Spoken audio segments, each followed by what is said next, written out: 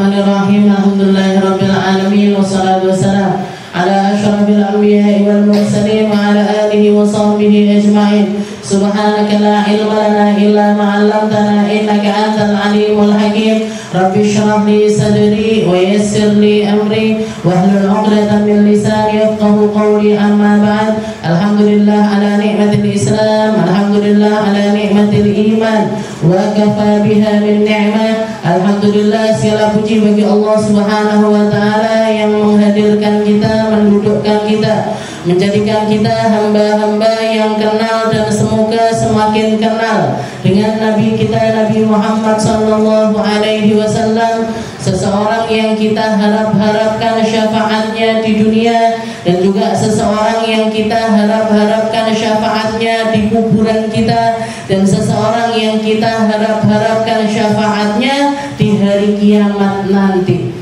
Seseorang yang dijanjikan sama Allah Ta'ala, wa ma arsalnaka illa rahmatan lil alamin. Wahai Muhammad, aku utus sebagai bentuk rahmat terbesarnya Allah Subhanahu wa taala kepada seluruh alam semesta. Seluruh alam mendapatkan rahmat dengan terutusnya Nabi kita Nabi Muhammad sallallahu alaihi wasallam. Orang yang kenal Nabi, dekat sama Nabi, ngerti tentang syariatnya Nabi, hidupnya akan terjaga, termuliakan oleh segala sesuatu yang datang dari Allah Subhanahu wa taala. Dia akan dimuliakan dengan ibadah, dia akan dimuliakan dengan tutur kata yang baik, dia akan dimuliakan dengan langkah-langkah yang baik, dia akan dimuliakan dengan segala sesuatu yang baik ketika di dunia ini kenal dengan Nabi kita Nabi Muhammad sallallahu alaihi wasallam. Begitu juga ketika dia di alam kubur. Ada salah satu pertanyaan dari malaikat di kubur yang mengatakan, "Man hadzal rajul?" Apa yang akan kamu katakan tentang orang ini, tentang laki-laki ini? Mereka-mereka yang ditetapkan kecintaan kepada Nabi Muhammad SAW di dunia akan dimampukan untuk mengatakan di alam kuburnya, "Huwa Abdullah wa Rasuluh." Dia adalah hamba Allah dan juga utusannya Allah Subhanahu wa taala yang bernama Muhammad bin Abdullah. Jadi orang yang kenal sama Nabi di dunia, dia akan dikenalkan juga sama Allah taala di alam kubur. Dan pengenalan ini akan berlanjut sampai di hari kiamat nanti. Dia akan ditolong sama Allah taala ketika di padang mahsyar berkat Nabi Muhammad. Dia akan ditolong untuk melewati jembatan Sirat berkat Nabi Muhammad. Dia akan digampangkan untuk menerima buku catatan pakai tangan kanannya berkat dari Nabi Muhammad. Dia akan diberatkan timbangan amal kebaikannya berkat dari Nabi Muhammad sallallahu alaihi wasallam. Seperti yang ditanyakan sama Sayyidina Abdullah bin Abbas yang nanya, "Ya Rasul, nanti saya ketemu sama jenengan di kiamat ini di mana ya Rasul?" Katanya Nabi Muhammad, "Inda Sirat." Ketika di jembatan Sirat, wahai Abdullah. Dan ketika di timbangan amal, wahai Abdullah. Ketika dibagikan buku amal, wahai Abdullah, saya akan membersamai kalian di tempat-tempat tersebut.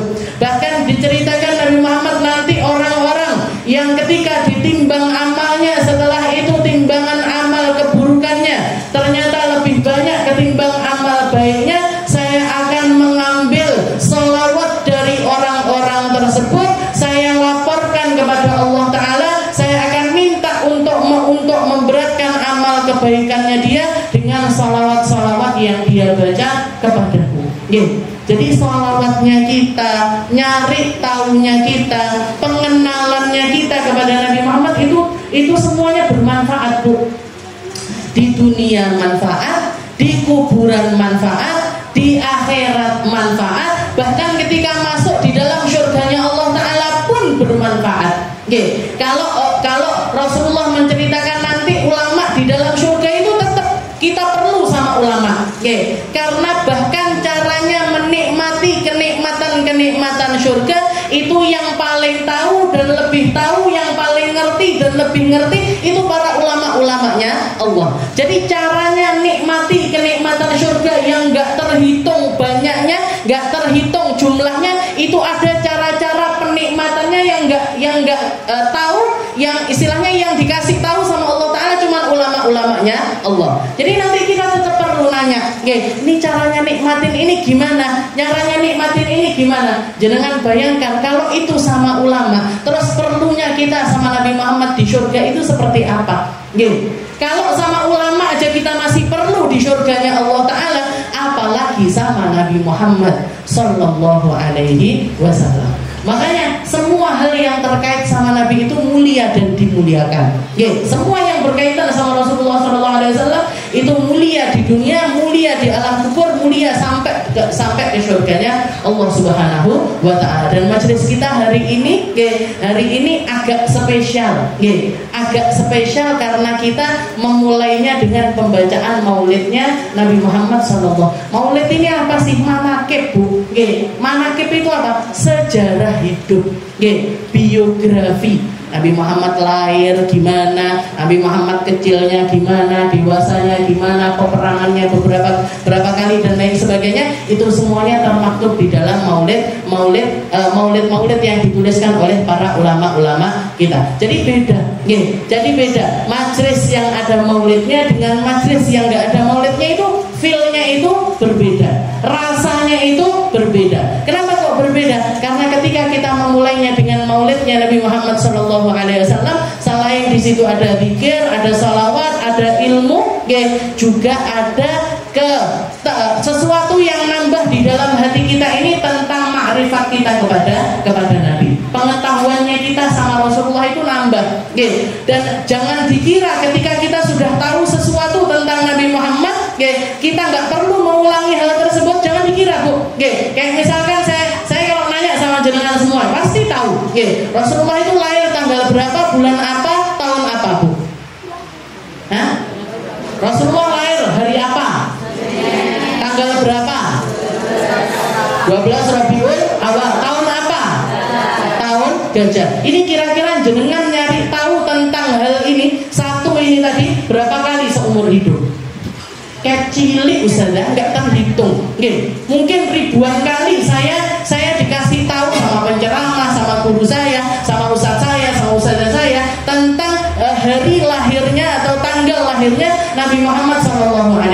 Jangan dikira ketika kita nyari tahu sekali, setelah itu nggak ada sesuatu yang nambah di dalam diri kita. Ada yang nambah, Bu. Dari rohaniyahnya kita, setiap kali itu yukarrar, setiap kali itu diulangi, nambah lagi, diulangi, nambah lagi, diulangi, nambah lagi. Cuman bedanya kadang kita nggak ngerasa tentang hal tersebut. Lah wis ngerti, wis paham, wis bolak-balik, lek nekoi lo wis bolak-balik.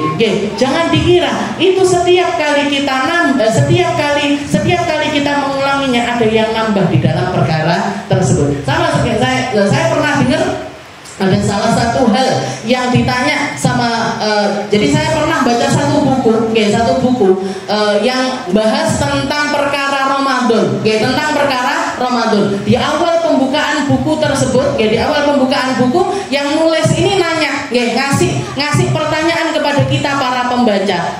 Siapa di antara kita itu yang ingat hari pertama dia puasa di bulan Ramadan? Puasa pertamanya Ramadan itu dia lakukan tahun berapa, tanggal berapa, umur berapa? Setelah itu otomatis kita kan nggak ingat, gitu. Wong biyen banget. Kita masih kecil dulu, entah umur berapa, apa 6 tahun, apa 7 tahun, apa 8 tahun, lupa kita. Rata-rata kita lupa. Katanya beliau setelah itu beliau mengatakan antara orang yang ingat sama orang yang nggak ingat itu ada cahaya yang berbeda di dalam hatinya. Kenapa kok seperti itu? Karena orang yang nggak ingat kapan pertama kali dia puasa Ramadan, itu menunjukkan kalau dia melakukan puasa Ramadan itu sejak dini, mulai dari kecil sekali dia sudah dididik.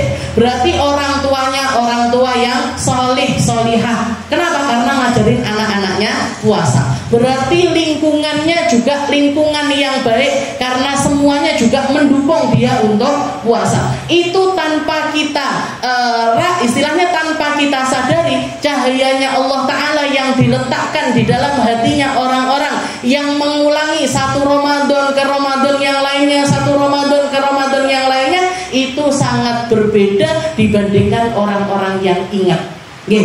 Orang kok sampai ingat umur 30 tahun dia ingat kapan pertama kali puasa Ramadan?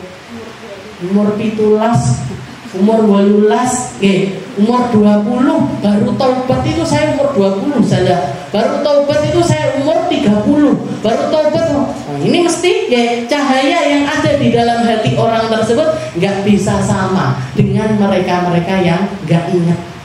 Ini loh, setiap kali detail-detail kecil tentang pengenalannya kita dengan Nabi Muhammad SAW, jangan tambahi rasanya. Kalau cuman itu sekedar, kalau jangan cuman mikirnya, mek sekedar tanggal lahir, maka enggak, istilahnya ya tetap ada efeknya, tapi efeknya itu enggak besar. Tapi ketika jangan, oh ini tanggal 2 Senin 12 Rabiul Awal tahun gajah, ini tanggal lahirnya nabiku yang akan nyelamatin duniaku, yang akan nyelamatin kuburanku, yang akan nyelamatin akhiratku, yang akan mengangkat derajatku semakin tinggi dan semakin tinggi di dalam surganya Allah Subhanahu wa Ta'ala, maka otomatis tanggal lahir itu menjadi sesuatu yang sangat-sangat istimewa untuk kita. Dan ketika kita mengistimewakan Nabi, mengistimewakan Nabi, yang kita istimewakan ini Rasulullah Shallallahu Alaihi Wasallam, ridhonya Allah Taala akan membersamai kita di dalam perkara-perkara tersebut. Jadi mau baca maulid, bahkan jadikan itu amaliyahnya kita, jadikan itu amaliyahnya kita, jadikan itu rutinitasnya kita, dan tambahi rasa-rasa di setiap kali kita membaca maulid, maka jenengan akan semakin naik di sisi Allah Subhanahu wa Ta'ala, semakin dekat kepada Nabi Muhammad Shallallahu Alaihi Wasallam. Dan mana yang hal semacam ini, katanya salah satu ulama, humul qaum la yashqa bihim jalisuhum, orang yang ada di dalam lingkup ini, yang dibaca maulid, sholawatan, zikiran, ini orang-orang yang gak akan pernah disia-siakan sama Allah Subhanahu wa Ta'ala. Amal sekecil apapun yang dilakukan di tempat tersebut akan dinilai mulia oleh Allah Subhanahu wa Ta'ala. Kita lanjutkan pembahasan kita di dalam kitab Risalatul Mu'awadah, karya dari Al-Habib Abdullah bin Alawi Al-Haddad Al-Hadrami Asy-Syafi'i. Ini enggak terasa, Bu. Ini setengah punjul, setengah lebih, tapi butuh waktu hampir 10 tahun juga ini ngajinya. Meh 10 tahun, sing duwe anak sampai mantu saja, sampai duwe putu saja, katam-katam kitabnya. Ya, muka-muka barokah. Jadi semoga yang ada berkahnya, masih bacanya sedikit, tapi insya Allah berkahnya ada bersama dengan kita. Minggu yang lalu kita bahas tentang hukukul muslim, tentang orang yang paling mulia di sisi Allah Ta'ala adalah anfa'uhum linnas, orang-orang yang paling manfaat, maka mereka orang yang paling dicinta oleh Allah Subhanahu wa Ta'ala. Orang yang paling bisa memperhatikan orang lain, maka dia orang yang paling bisa bermanfaat untuk umat. Orang yang paling ngerti, yang paling peka, orang yang paling peka, yang paling perhatian, yang paling ngerteni orang lain, maka dialah orang-orang yang paling bisa bermanfaat untuk umat.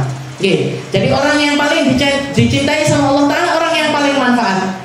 Dan orang yang paling manfaat, gimana caranya dia bisa manfaat? Dia ngerteni orang lain.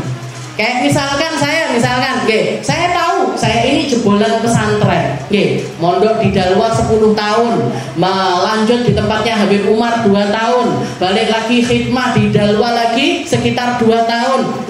Berarti saya bisa katakan, oh saya ini punya ilmu yang bisa saya bagikan. Saya ngerti tentang wudhu, saya ngerti tentang sholat, saya ngerti tentang caranya membaca kitab dan lain sebagainya. Maka gimana ini caranya? Biar saya jadi orang yang dicintai sama Allah Ta'ala, maka manfaatkan ilmumu. Manfaatkan ilmumu. Gimana caranya kita memanfaatkan ilmu kita? Yang peka, yang perhatian sama orang-orang yang ada di sekitaran kita. Yang peka, yang perhatian sama orang-orang yang ada di sekitarannya kita. Oh, saya duduk di majelis Al-Wasilah ini, rata-rata yang hadir ibu-ibu. Ada bapak-bapak bapak-bapak di sini? Ndak nggih. Udungan kabeh, nggih, ndak sing pringosa. Nggih. Jadi semuanya yang duduk di sini ibu-ibu. Nggih, ibu-ibu. Maka yang paling manfaat untuk saya bagikan kepada orang-orang yang ada di sini apa? Ya ngaji ala ibu-ibu. Nggih, ngaji dengan bahasa ibu-ibu. Ngaji dengan caranya modelnya ibu-ibu. Main jenengan saya kasih contoh juga. Bu, kalau jadi istri gini, kalau jadi anak gini, kalau jadi, nah, saya kasih contoh yang seperti, kenapa? Biar ilmunya ini nyampe. Oke. Kalau misalkan saya ngaji sama jenengan, oke, setelah itu saya pakai bahasanya orang-orang fakultas, oke, ibu-ibu, pak yang belakangnya ada si-nya, oke. Sekarang, jadi pakai bahasa intelek semacam itu. Bisa dari ngaji orang nyantol malahan gitu, pakai bahasa Jawa, pakai bahasa daerah itu disisipi dengan ini ya, ketika kita peka dengan apa yang ada di sekitaran kita, maka ilmu kita akan bisa menjadi paling manfaat. Itu kalau orang punya ilmu. Orang punya harta saya punya harta misalkan, saya punya harta, gimana saya biar bisa dicintai sama Allah Ta'ala? Manfaatkan hartamu. Gimana caranya memanfaatkan harta ini? Pakai yang peka sama orang-orang yang ada di sekitarannya kita. Kalau ada orang lagi kecelakaan di tengah jalan, apa yang harus dilakukan? Yuk ditulungi, panggil ambulan, habis itu bawa ke rumah sakit. Karena saya punya harta, saya punya harta, saya dibagari ini rumah sakitnya. Biar apa? Biar dia ini dapat pengobatan dengan benar. Itu yang namanya tepat sasaranku. Nggak terus wong kecelakaan, Bu, saya punya nasi pecel ini. Mau apa enggak? Tak tulang ya. Jare wong sik getih-getihin ini mau dijual, mau ditulang pecel. Ini kalau sesuatu yang enggak pas, sesuatu yang enggak pas, bukan enggak ada pahalanya, tetap ada pahalanya, tapi enggak bisa manfaatnya itu enggak bisa besar. Kalau kita bisa ngasih sesuatu itu pas, ini sama halnya kayak kita misalkan lagi jalan di padang pasir kehausan, enggak ada air, tahu-tahu kelihatan mata air. Maka orang akhirnya bisa minum. Kayak gitu. Kalau kita ngasih sesuatu itu secara pas, sedekah itu sing pas, maka manfaatnya itu juga semakin besar. Saya punyanya tenaga, Ustazah. Saya punyanya tenaga. Ya udah, bantu orang-orang yang ada di sekitarannya kita. Bantu orang-orangnya. Jadi apapun ide, jenengan punya rumah, jenengan punya harta, jenengan punya ilmu, jenengan punya apapun itu, kalau pengen dicintai sama Allah Ta'ala, jadilah orang-orang yang bermanfaat dengan perkara-perkara yang jadi titipannya Allah Ta'ala. Ini mbak-mbak yang jadi vokal ini tahu, oh suara saya bagus, suara saya bagus, tak jadikan saya pengen bermanfaat dengan suara saya. Gimana caranya? Hibur orang-orang. Tapi hiburan yang nggak bikin kita ini berdosa. Piye caranya? Salawatan. Lah orang punya suara bagus terus dia nggak dipakai untuk salawat, dipakai apa? Dangdutan. Yang didapat dosa. Dipakai dangdutan, dipakai buat menghibur orang-orang dengan cara-cara yang haram, maka yang mereka dapatkan adalah dosa. Dari sama-sama yang dititipi, oh ini dititipi suara bagus, ini dititipi kemampuan bermusik, ini dititipi kemampuan untuk begini begitu dan lain sebagainya. Kalau mau nyari cintanya Allah Ta'ala, maka manfaatkan itu sebaik mungkin. Dan kita nggak akan bisa memberikan yang terbaik kecuali kalau kita itu peka dengan apa yang ada di sekitarannya kita. Seperti halnya Nabi Muhammad. Nabi Muhammad itu orang paling peka, Bu. Orang yang paling peka, yang paling bisa memanfaatkan momen, yang paling bisa ngerteni orang lain. Ketika duduk sama Sayyidina Abu Bakar, katanya Rasulullah, saya sama Abu Bakar ini kayak sepasang sandal. Kayak sepasang sandal. Di situ ada Abu Bakar, di situ ada saya. Di situ ada saya, di situ ada Abu Bakar. Sandal, jenengan tahu kan sandal? Jenengan ada sandal siji parkir di depan, satu parkir di belakang. Enggak mungkin. Milik nyeker separuh sampai belakang, enggak mungkin. Ini katanya Rasulullah, siapa yang enggak meleleh, Bu, diomongi kayak gitu. Siapa yang enggak terenyuh persahabatan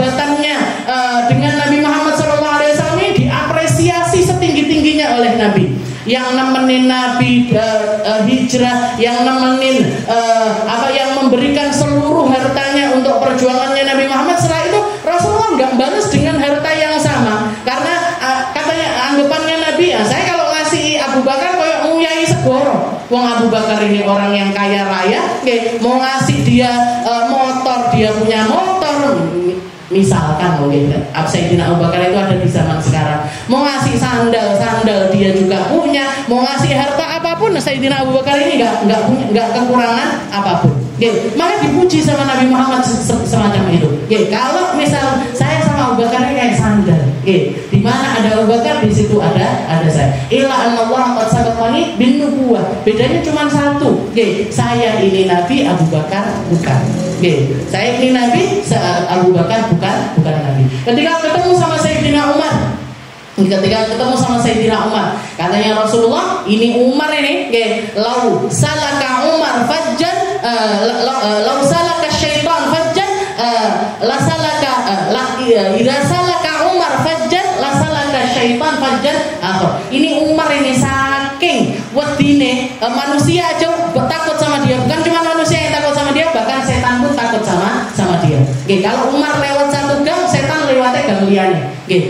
Umar lewat kono, tak lewat kono lagi. Itu diutarakan sama Nabi Muhammad. Diutarakan sama Nabi Muhammad buat apa? Buat nyenengin Sayyidina Umar, untuk mengapresiasi Sayyidina Umar, untuk memotivasi Sayyidina Umar, karena orang-orang semacam ini kalau dipuji dia akan melakukan lebih banyak lagi kemanfaatan untuk umat. Sama anaknya, sama Sayyidah Fatimah Zahra, katanya Rasulullah, Fatimah bid'atun minni. Fatimah ini sebagian dari saya. Man adaha faqad adani wa man as'adaha, barang siapa yang nyenengin dia, nyenengin saya, yang nyakitin dia, nyakitin saya. Ini perkataannya Rasul, dan didudukkan di tempat yang baik dan lain sebagainya. Itu Rasulullah orang yang paling peka. Ini orang ditempatkan di mana, orang ditaruh di mana. Saya ngomong sama orang kayak gini gimana, ngomong sama orang seperti itu gimana. Rasulullah ketemu sama orang-orang Habasyah, ngomong pakai bahasa Habasyah. Biar apa? Biar nyampe dakwahnya. Biar nyampe dakwahnya. Jadi pakai bahasanya orang-orang tersebut agar dakwahnya Nabi ini juga nyampe kepada orang-orang tersebut. Jadi aktif, Rasulullah itu aktif, lisannya aktif, tangannya aktif, kakinya aktif, pikirannya aktif, semuanya diaktifkan, semuanya, seluruh anggota badan, semua yang diamanatkan sama Allah Taala kepada diri Nabi Muhammad SAW itu nggak pernah off, nggak pernah mati, itu nggak pernah nganggur, itu nggak pernah, semuanya di-on-kan terus. Bahkan sampai dikatakan Rasulullah itu tidurnya Nabi pun masih terjaga. Tidurnya Nabi pun masih dalam keadaan terjaga. Maksudnya cuman tidur mata aja, tapi hatinya ini nggak pernah kosong. Kosong dari apa? Kosong dari ingat Allah Subhanahu wa Ta'ala. Dan ini cara pengaktifan yang paling besarnya. Misalnya kalau jenengan pengen ikut, saya juga pengen usaha jadi orang yang manfaat kayak Nabi. Saya pengen jadi orang yang punya andil di dalam hidup ini seperti Nabi. Jenengan on-kan, di-on-kan. Jangan ada yang mati. Ojo leha-leha. Jangan gampang-gampang istilahnya berabah nih, di-on-kan semuanya. Cara meng-onnya cara menghidupkannya paling gampang itu dengan apa? Dengan zikir kepada Allah Subhanahu wa Ta'ala. Ini ngelihat apa ya yang paling diridhoi sama Allah, dengerin apa ya yang paling diridhoi sama Allah, ngomong apa ya yang paling diridhoi sama Allah, melangkah kemana ya yang paling diridhoi sama Allah. Itu yang akan mengaktifkan semua yang diamanatkan sama Allah Ta'ala kepada kita. Wa fasrul 'alaika bit-taubah min kulli dhanbin sawa'an kana saghiran aw kabiran, zahiran aw batinan. Setelah itu lanjutannya di bab yang selanjutnya, Habib Abdullah bin Alai Al-Haddad mengatakan kepada kita, wa 'alaika bit-taubah min kulli dhanbin, dan hendaknya kamu mentaubati seluruh dosa-dosa yang kamu lakukan. Bitaubah min kulli dhanbin sawa'un kana saghiran aw kabiran, zahiran aw batinan. Baik itu dosa kecil, dosa besar, dosa zahir, dosa batin, taubati semua kepada Allah Subhanahu wa taala. Taubah ini apa sih, Bu?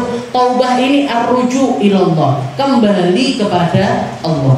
Gitu. Taubat ini kita balik kepada Allah. Ini enggak disukai sama Allah. Ya Allah, minta maaf. Ya Allah, yang ini dosa ya Allah, balik sama Allah. Taubat. Oke, kembali terus. Jadi apapun yang kita lakukan seharian ini kita evaluasi. Apa ya sing nyakitin orang apa ya? Yang kesalahan saya sama orang lain apa ya? Kesalahan saya sama diri saya sendiri apa ya? Dosa-dosa saya apa ya? Yang kelihatan apa, yang enggak kelihatan apa, yang zahir apa, yang batin apa? Oke, dievaluasi. Setelah itu kita minta ampun sama Allah Subhanahu wa taala. Jadi taubat ini, Bu, ada orang yang fi halatit taubat, ada orang yang fi maqamit taubat. Ada orang yang butuh keadaan taubat, ada orang yang menetapi keadaan taubat.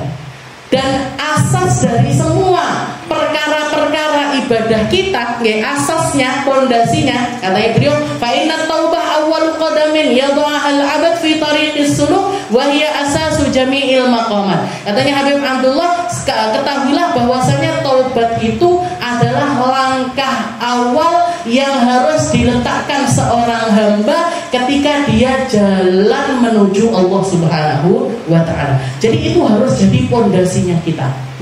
Kenapa? Karena kalau orang nggak punya pondasi taubat, orang nggak punya pondasi taubat, maka apa yang kita bangun di atasnya ini,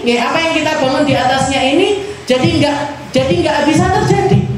Kita bangun rumah tanpa pondasi, nggak bisa. Kita mau letakkan genteng padahal bangunannya belum ada, nggak bisa. Bangun tembok nggak ada pondasi, nggak bisa. Mau naikkan mau naikkan kayu tanpa pondasi, nggak bisa. Apalagi sampai nekel dan lain sebagainya, nggak bisa. Semuanya pakai pondasi. Dan awal pondasi yang harus kita lakukan ketika kita menghambakan diri kepada Allah Ta'ala adalah dengan cara bertaubat. Taubat ini. Dan taubat itu dua keadaannya. Ada halatut taubah, ada maqamut taubah. Halatut taubah ini apa? Halatut taubah itu keadaan-keadaan yang menuntut kita untuk taubat dari dosa-dosa yang kita tahu bahwasanya itu dosa. Orang berzina butuh keadaan untuk taubat. Orang minum minuman keras butuh keadaan untuk taubat. Orang yang berjudi butuh keadaan taubat. Istri yang durhaka sama suaminya butuh keadaan taubat. Anak yang durhaka sama orang tuanya butuh keadaan untuk taubat. Jadi keadaan taubat dulu, baru makomnya taubat. Jadi halatut taubah ini harus kita lalui dulu kalau kita mau masuk ke dalam maqamut taubah. Ini disebutkan wa hiya asasu jami'il maqamat. Jadi makom taubat itu adalah pondasinya semua semua ibadah kepada Allah Ta'ala.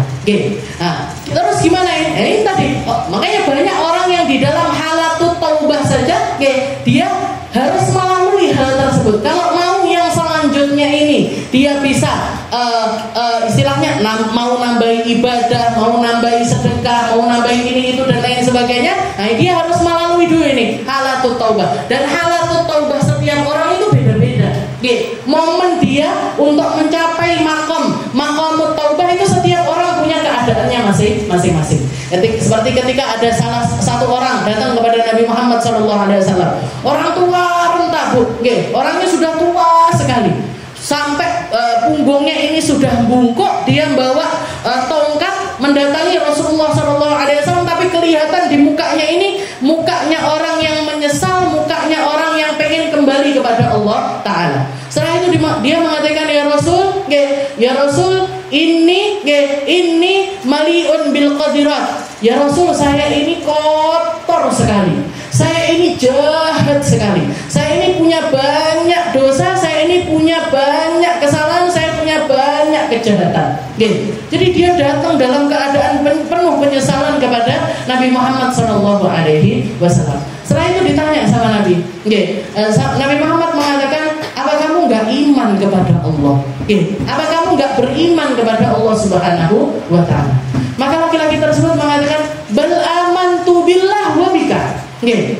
Saya iman ya Rasul. Saya iman kepada Allah, bahkan saya juga iman kepadamu bahwasanya engkau adalah utusan dari Allah Subhanahu wa taala. Maka katanya Nabi Muhammad, "Idhhab fa innallaha qad ghafara lak." Kalau gitu pergi kamu sekarang juga, Allah taala sudah mengampuni semua kotoranmu, sudah dibersihkan semuanya, kesalahanmu sudah diampunkan semuanya, apa yang jadi masa lalumu itu sudah dihapuskan sama Allah Subhanahu wa taala. Disuruh pergi sama Nabi, enggak ditanya, "Bu, apa dosamu apa?" Mateni wong, misalkan, kamu apa, pernah bunuh orang, pernah minum khamar, pernah begini, dan ditanya sama Nabi Muhammad. Kamu cukup keadaannya dia datang kepada Nabi Muhammad dalam keadaan penuh penyesalan, takut sama Allah Taala, pengen taubat, itu sudah diampuni sama Allah Taala keadaan hamba tersebut. Jadi setiap orang itu punya keadaannya masing-masing. Punya keadaannya masing-masing. Jadi kita ini perlu ngevaluasi, apa yo dosa-dosaku apa, kesalahan-kesalahanku apa. Bahkan mungkin banyak di antara kita yang kesalahan-kesalahan kita ini salah taubat dosane, salah taubat dosane, salah taubat dosane. Enggak apa-apa Bu, kembali aja terus kepada Allah sampai kaki kita ini jejak. Jejak di mana? Jejak di dalam maqamut taubah. Bisa berdiri di atas keadaan di mana kita selalu bertaubat kepada Allah Subhanahu wa taala. Selalu kembali. Selalu kembali, dan yakinilah bahwasanya setiap kali kita kembali sama Allah taala, enggak mungkin Allah taala nutup pintu untuk kita, enggak mungkin Allah taala enggak mengampuni kita, enggak mungkin Allah taala tidak membersihkan kita. Salah satu ayat yang dikatakan di dalam Al-Qur'an, wa arjal ayat fil Qur'an, banyak para sahabat yang mengatakan ini ayat yang paling bawa pengharapan kepada umat manusia. Qul, katakan wahai Muhammad, ibadih, qul gimana? Katakan wahai Muhammad, alal ladzina asrafu ala anfusihim. Katakan kepada hamba-hambaku yang melampaui batas. Jadi Allah Ta'ala masih pakai perkataan ibadi. Katakan kepada hamba-hambaku yang mana mereka itu melampaui batas di dalam kemaksiatannya. Katakan kepada mereka, katakan kepada mereka, wahai Muhammad, alladzina asrafu ala anfusihim la taqnatu min rahmatillah. Jangan pernah putus asa untuk nyari rahmatnya Allah. Jangan pernah putus asa untuk nyari rahmatnya Allah. Kamu tukang judi, tapi kamu tetap hambaku. Kamu tukang zina, tapi kamu tetap hambaku. Kamu tukang riba, tapi kamu tetap hambaku. Kamu anak yang durhaka sama orang tua, tapi kamu tetap hambaku. Kamu istri yang durhaka sama suami, tapi kamu tetap hambaku. Bayangkan Bu, Allah Ta'ala masih tetap pakai kalimat ibadi. Katakan kepada hamba-hambaku itu, wahai Muhammad, alladzina asrafu ala anfusihim la taqnatu min rahmatillah. Jangan pernah putus asa untuk nyari rahmatnya Allah. Rahmatnya Allah Ta'ala itu luas Bu. Bahkan Allah Ta'ala enggak pernah mutus nikmatnya kepada kita, meskipun kita berdosa, mengulangi dosa kita, ngulangi lagi dosa kita, dan terus melakukan dosa-dosa tersebut. Allah Ta'ala nggak pernah mutus penganggapannya kita sebagai hambanya Allah. Jangan bayangkan kalau ini kepada sesuatu yang lainnya. Berapa banyak orang tua yang nggak mau nganggap anaknya lagi karena anaknya itu terlalu durhaka kepada bapaknya atau kepada ibunya. Bapaknya sampai ngomong, "Kowe duduk anakku nek." Kowe duduk anakku nek. Ibunya juga mengatakan, "Kamu nggak tak anggap anakku lagi." Karena dia jadi anak yang durhaka, jadi anak yang banyak dosa, jadi anak yang liar, jadi anak yang begini begitu dan lain sebagainya. Berapa banyak orang tua yang nggak mau, yang nolak anak-anak durhaka tersebut. Berapa banyak sekolah-sekolah yang karena saking nakalnya muridnya ditok-tok nih ke sekolahan. Dikeluarkan dari sekolahan, dikeluarkan dari dari sekolahan. Oke, berapa banyak orang manusia sama manusia yang lain itu sangat gampang di dalam memutus-mutus hubungan. Tapi Allah Ta'ala nggak pernah tuh. Oke, katakan wahai Muhammad sama hamba-hambaku yang banyak dosa itu nggak akan aku putus. Oke, nafasnya nggak diputus sama Allah. Nikmatnya tidak diputus sama Allah. Nikmat lisan, nikmat makanan, nikmat mata, nikmat telinga tetap dikasih semuanya sama Allah Subhanahu wa Ta'ala. Jadi taubat itu halal, kita harus nyari nih Bu, halatut taubat. Pertama halatut taubat. Ada satu ulama yang ketika jadi ada satu ulama didatangi sama salah satu orang yang bertobat, istilahnya seperti itu. Katanya laki-laki tersebut, saya ini Syekh, wahai Syekh, saya ini dulu pertama kali duduk di majelisnya jenengan. Ketika duduk ngaji ini pengen ini dalam hati ini harus niat. Nanggone omah biasanya ngombe-ngombe, pokoknya kudu tobat.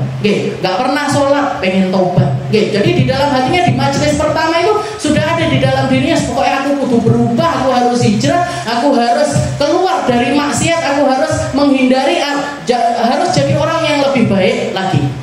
Tapi begitu keluar majelis, ketemu konco-konco neneh, ketemu lingkungannya lagi, pulang ke rumah dilihat ini jejer-jejer minuman keras yang ada di rumahnya, arepe dibuat eman-eman, regane larang-larang dan lain sebagainya. Akhirnya tetap dia balik maksiat lagi. Tetap minum khamar, tetap berzina, tetap judi dan lain sebagainya. Tapi dia nggak berhenti Bu. Punya rasa taubat di dalam hatinya itu tadi nggak dia saku balik apa gunanya taubatku di majelis itu tadi apa? Dia istilahnya kayak misalkan kita setiap hari Senin pengajian, dia tetap di dalam hatinya pokoknya Senin ngarep aku panggil ngaji lah. Minggu kedua dia ngaji lagi di tempatnya syekhnya tersebut, datang lagi itu rasa pokoknya bisa ini kudu tenanan nih, bisa ini. Sekarang harus beneran ini saya harus jadi orang yang lebih baik lagi, saya harus jadi orang yang ahli sholat. Jadi niat untuk taubat. Keluar, wes ndak ngereken konco-konco nih, pokoknya gak aku konconan karo iki semua. Tapi begitu pulang ke rumah datang lagi Bu, godaannya minuman keras, godaannya ini itu dan lain sebagainya. Akhirnya balik lagi dia. Balik lagi dia jadi orang yang minum minuman keras, nggak sholat dan lain sebagainya. Tapi di dalam hatinya nggak dilepas ini. Perasaan untuk taubat ini tadi nggak dihilangkan. Baru di majelis ketiga dia datang ke majelisnya syekh tersebut dengan perasaan pokoknya saiki kudu tobat. Saiki kudu tobat, tenanan tobat. Keluar dari majelis, nggak direkam teman-temannya, pulang ke rumah langsung dihancurkan semua minuman kerasnya, dilepaskan, dihilangkan semua hal yang berpotensi bikin dia ini kembali lalai kepada Allah Ta'ala, sujud, sholat taubat, sholat balik kepada Allah Ta'ala, dan dia jadi orang yang lebih baik lagi. Jadi mungkin minggu pertama kita niat untuk taubat, tapi hidayah taubat itu belum dapat kita. Belum, mungkin datangnya di minggu kedua, mungkin datangnya di minggu ketiga dan lain sebagainya. Tapi yang jelas, la taqnatu min rahmatillah. Jangan pernah putus asa untuk nyari rahmatnya Allah. Kalau kita merasa diri kita ini terlalu buruk, terlalu banyak dosa, terlalu banyak kesalahan, nggak ada Bu, kesalahan sebesar apapun bagi Allah Ta'ala kecil. Kalau Allah Ta'ala mau mengampuni gampang sekali. Saya juga pernah kejadian yang sama kayak gini Bu. Ada satu orang datang ke saya, perempuan datang ke saya, dan dia cerita, Ustazah, saya itu kurang lebih 3 bulan, butuh waktu 3 bulan untuk kembali jadi orang yang sholat. Saya ngaji, umurnya dia waktu itu umur sekitar 35-36 tahun. Tapi saya dari kecil nggak pernah sholat Ustazah. Ngaji saya madrasah, tapi karena orang tua saya ini, ibu saya sholat, tapi bapak saya nggak sholat, akhirnya saya ketika gede itu nggak pernah sholat. Nggak pernah sholat. Jadi saya baru sholat itu setelah hadir pengajiannya jenengan 3 bulan. Jadi dia rutin ngaji. Bulan pertama ngaji setiap Selasa, Selasa pertama ngaji kok enak. Tapi pengen taubat ini saya urung iso. Arab sholat nggak bisa, mau nutup aurat nggak bisa, mau pakai kerudung nggak bisa. Minggu kedua, minggu ketiga sampai 3 bulan. Setelah 3 bulan itu dia mantepkan diri, pokoknya sekarang saya harus sholat. Akhirnya dia sholat. Dia cerita pertama kali saya sholat itu kayak ada air shower dingin ngucur di atas kepala saya yang bersihkan seluruh hidup saya. Habis itu saya sholat terus. Bahkan saya setiap sholat lagi, habis sholat duhur lagi, habis sholat asar lagi. Kenapa Mbak? Saya pengen ngodoi sholat saya yang tertinggal mulai dari saya balik sampai sekarang. Setelah itu dia juga bilang, Ustazah saya itu dulu gemuk Ustazah. Lalu sekarang kurus, kenapa Mbak? Saya setiap hari puasa. Kenapa? Karena mulai dari usia saya balik sampai sekarang saya nggak pernah puasa Ramadan. Jadi dia ngodoi Ramadan yang tertinggal selama bertahun-tahun. Ini Bu yang namanya sidqut taubah. Taubat sebenar-benarnya taubat. Halatut taubah. Dan semua dari kita butuh itu. Halatut taubah itu butuh nyari momen. Yang penting itu tadi, jangan pernah putus asa untuk nyari rahmatnya Allah. Mungkin sekarang kita belum bisa meninggalkan dosa-dosa tersebut, tapi mungkin besoknya lagi dilepaskan dosa-dosa itu dari diri kita. Baru nanti masuknya ke maqamut taubah. Maqamut taubah ini apa? Keadaannya hamba untuk selalu bertaubat. Allah Ta'ala mengatakan di dalam Al-Quran, Innallaha yuhibbut tawwabin wa yuhibbul mutatahhirin. Digabung sama Allah, orang yang suka taubat sama orang yang suka bersih-bersih. Orang yang suka taubat dan orang yang suka bersih-bersih, ini dua kelompok yang dicintai sama Allah Ta'ala. Para ulama mengatakan, kenapa kok taubat, setelah itu orang yang bersih-bersih? Karena orang yang taubat dia membersihkan kotoran-kotoran maknawiyah, kotorannya pikiran dibersihkan, kotoran dosanya mata dibersihkan, kotoran dosanya telinga dibersihkan, kotoran dosanya lisan dibersihkan, kotoran dosanya hati, kaki, tangan dan lain sebagainya dibersihkan dengan cara apa? Dengan cara kita bertaubat. Wa yuhibbul mutatahhirin, dan Allah Ta'ala suka sama hamba-hamba yang bersih-bersih. Bersih-bersih apa? Bersih-bersih dohirnya. Jadi yang dohir dibersihkan, yang batin juga dibersihkan. Dohir dibersihkan dengan apa? Dengan wudu, dengan mandi. Dengan wudu, dengan mandi. Kalau batin kita dibersihkan dengan apa? Dibersihkan dengan taubat kepada Allah Subhanahu wa Ta'ala. Waqad qala subhanahu wa ta'ala, tubu ilallahi jami'an ayyuhal mu'minun la'allakum tuflihun. Dan taubatlah kalian semua hamba-hamba yang beriman. Jadi di sini semuanya Allah Ta'ala nganggap semua orang butuh sama taubat. Entah itu fi halatit taubah atau fi maqamit taubah. Entah itu dia dalam keadaan yang benar-benar masih butuh bersihkan dirinya dari keharaman-keharaman, dari kemakruhan-kemakruhan, dari keburukan-keburukan yang nampak, atau fi maqamit taubah, dia udah bersih, sudah nggak melakukan keharaman, sudah terhindar dari makruhan, tapi dia tetap kembali terus kepada Allah Subhanahu wa Ta'ala. Wa tubu ilallahi jami'an ayyuhal mu'minun, wahai orang-orang iman semuanya tanpa terkecuali, yang udah bersih ataupun yang masih kotor, yang banyak dosa ataupun yang sudah terhiasi dengan banyaknya ibadah dan kebaikan, kalian semuanya tetap butuh sama yang namanya taubat. Kenapa? La'allakum tuflihun, agar kalian jadi orang-orang yang sukses sampai ke surganya Allah Ta'ala. Waqala Rasulullah SAW, at-ta'ib min dzambi kaman la dzambalah. Dan ketahuilah orang yang taubat dari dosa itu kaman la dzambalah, kayak orang yang enggak pernah melakukan dosa, dihapus sama Allah Ta'ala.